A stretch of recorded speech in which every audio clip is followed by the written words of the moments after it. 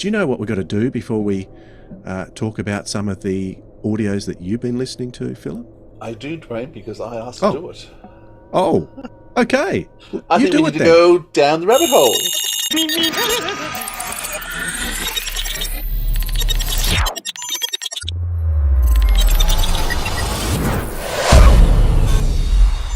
So here we are down the rabbit hole. Excellent. This is weird. I love it. And I wanted to drag you down this time because you hadn't thought of anything particular. But I thought, well, we can't do an episode without a rabbit hole. People rely on them and they listen to them and they like to argue with us about them.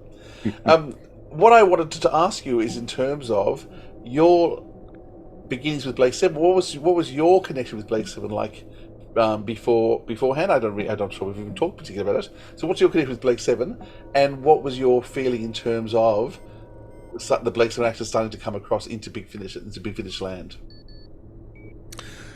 Well, do you mean the way I got into Blake Seven in the first place? Yeah. Well, do you even like Blake Seven? Yeah, I love it. Yeah, absolutely love it. How did you first watch it?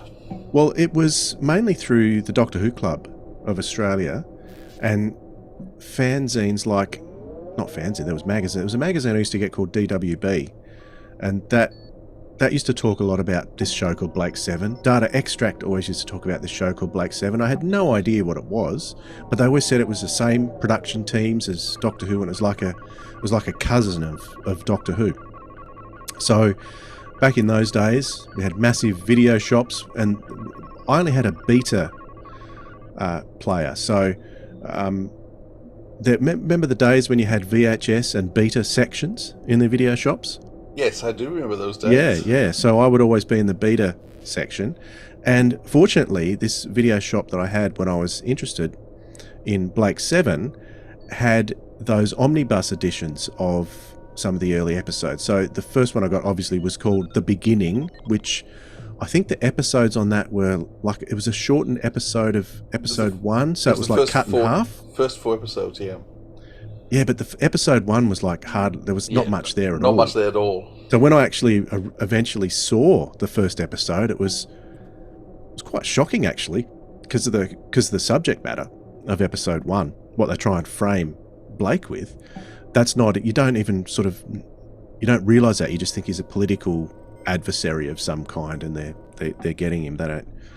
You don't know the whole picture. But anyway, I think, yeah, it was the first 4 episodes, wasn't it? It's to say, it was interesting. I would have watched that, I don't know, 20, 30 times, that omnibus. And so I actually watched the first episode again recently, about a week or two ago. And my memory was Sally Knavet was hardly in it, and Michael Keating. And when I watched it again the other way, I think, boy, they have a lot of scenes, because in the omnibus they'd all been cut out bar one scene, and suddenly they were huge in it. And I thought, I'd really forgotten how much those two were in it. So Sally Knavet was in this first episode, wasn't she? Her and Michael Keating were because Michael Keating's the only one that's been in every episode. Every episode, that's right. Yeah, and Paul Darrow didn't appear until episode 2, did he? That's right. Yeah. So that was my first memory, and then I think after that, there was a release called Jewel, which was like Seek, Locate, Destroy, Jewel, and something else. Might have been. It was Project Avalon. It was probably Project Avalon, because it was all Travis stories. Yes, and Project Avalon. Yeah, so they would have skipped. What was the one set on the ship, the Agatha Christie style one, Mission to Destiny? Yeah. They skipped that one, so I didn't see that for a long time. And then they also had another one, which was it was like the last 2 episodes of Series 1 and the first episode of Series 2. That's right, Aurak Redemption, and I'm missing one as well. It was, Redemption's Season 2, Episode 1. Yeah, Aurak. Was that the last Deliverance. episode? Deliverance is the first one. Deliverance, Aurak. Deliverance, Aurak, and Redemption. Yeah.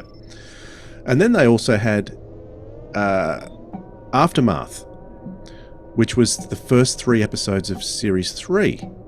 So that was a little bit confusing, because I had no idea how it got to Series 3. And I'm thinking, where's Blake? Where's Jenna?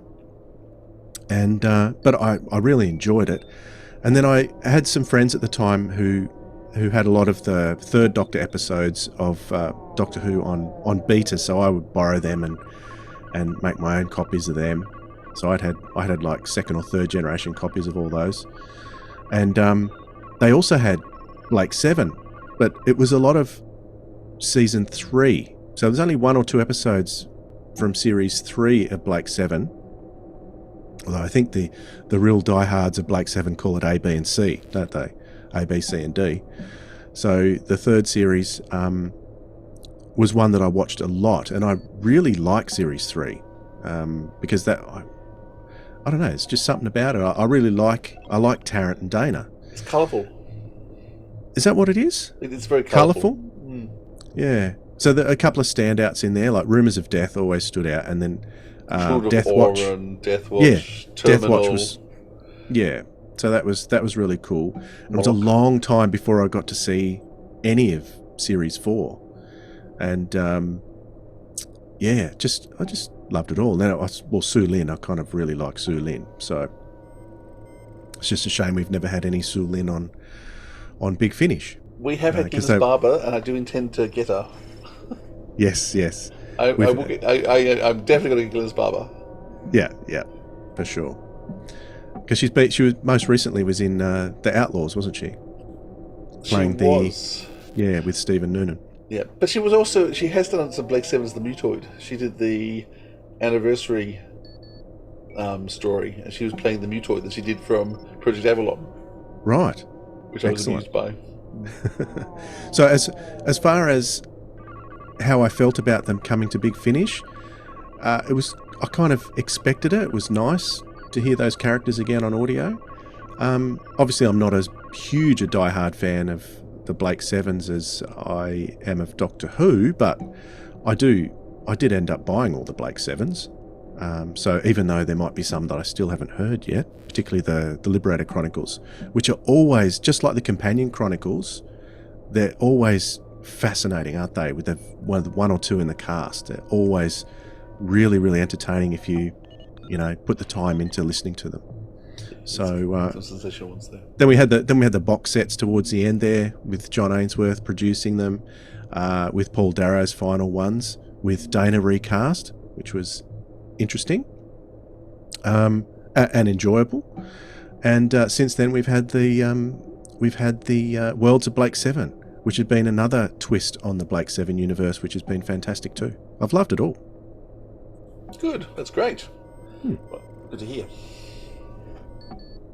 You're in charge of the rabbit hole. You've got to drive. Oh, okay. Well, I think I think it's probably time that we move on with Brian. So we should probably get out of the rabbit hole then. If you enjoyed what you heard in this clip from the Sirens of Audio podcast, be sure to subscribe and click that notification bell so you never miss out on another episode from us. And if you want to find out more about us, including our back catalogue of episodes, you can head over to sirensofaudio.com.